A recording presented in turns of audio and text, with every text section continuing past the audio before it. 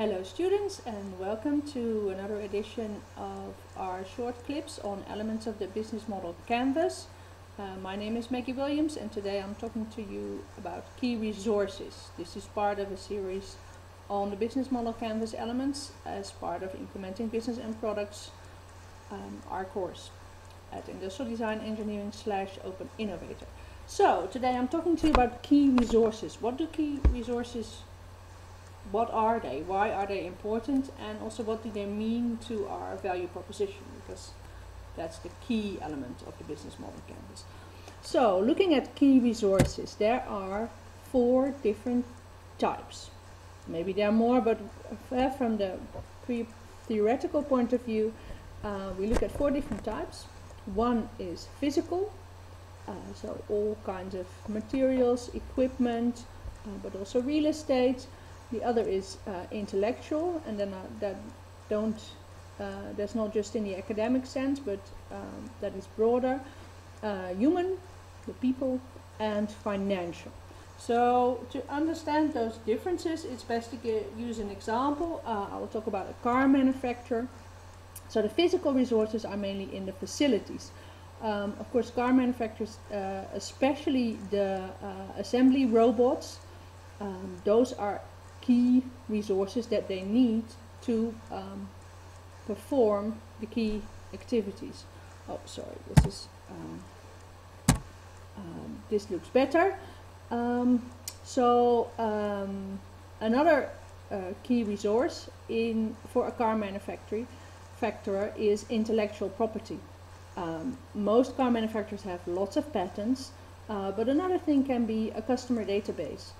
Knowing who your customers are, what their preferences are, can be really important if you want to offer your loyal customers special deals. So also that is part of intellectual property.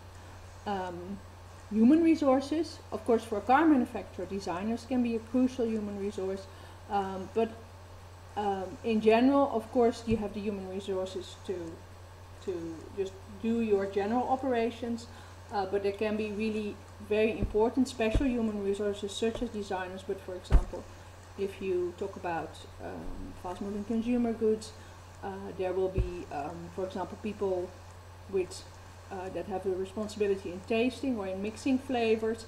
There's often 1 or 2 experts within a company. Those are really important. Another type of resource is financial. Of course, you need financial resources for investment, but financial resources also give you other opportunities. So, for example, a car manufacturer can provide low interest loans to help his or her clients to be able to afford the car. Maybe he can give loans to people that might otherwise not get a loan from the bank or at a better rate, so that these people will be able to buy the car, and then they are at an advantage towards with respect to a company that can't provide those loans. So different types of resources can be used in different ways to add or substantiate the value proposition. Sorry, getting back now. Just a quick extra on intellectual property. In this graph, you can see that in 12 years' time, there's been some shifts in patents in the United States, but what is not so much notable is the shift. There are some companies here that weren't here and the other way around, but what is the most notable shift is the amount of patents. There's a huge increase in patents, and especially ICT related ones. Google's amount of patents between 2011 and 2012 grew 170%, Apple grew 68%. Of course, we all know about the patent wars between the bigger mobile and internet companies. But you can see that companies see patents as important as a driver for their growth, and they invest in them, and they seek that type of protection. And you can see also here that these are mainly ICT, computer, mobile related industries. Interesting, but of course there's also lots of other types of interests, but patents are important intellectual property. But why actually is it important to identify key resources for your company? Well, here's a very good question that was asked of small business owners. If your sales doubled, what would happen to your business? What would need to change within your business?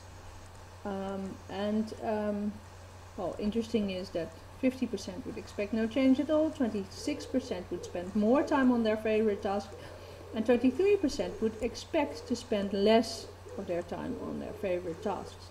So then you have to reconsider what's going on. Anyway, what you need is to know, if your sales double, do you need to double your production? Do you need double the people? Do these people have specific skills? Is it easy to find them? Can you deal with a doubling of your sales? So if you know your key resources and your sales go towards doubling, you can immediately act on that. But if you don't, you might be giving your attention to the wrong areas of your company, so to say.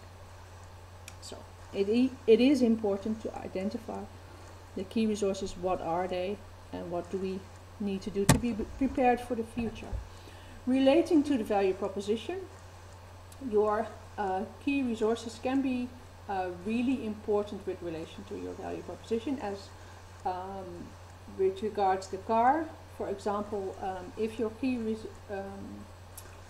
if your value proposition is all about quality and sustainable, long-lasting value proposition, well, as in the example of the car, if you can, people like to choose that option of quality, and because you say that the quality lasts for longer, if you offer an included financial plan, that can help people to make that choice, for not to choose cheap and short lasting, but to choose high quality and long lasting. That can just give them that extra push. What is also important to understand is that your top designer is not only valuable because of his designs, but he has enormous PR value as well, and is also seen as that by the stock exchange people, but also by consumers. If Jonathan Ives would leave Apple, that would definitely have an impact on how we see the company and what's going on there. And if you look at the physical sides, if you have modern manufacturing facilities that are flexible, that can be easily turned around to do and make other things, that can mean a great advantage in your time to market, which again can be crucial in getting ahead of your competitors. If your value proposition is about newness, then this can be a really important key resource.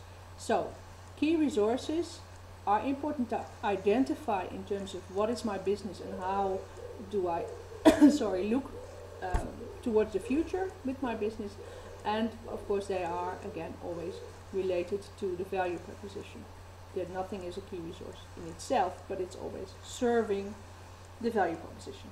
Thanks for listening. That's it for today.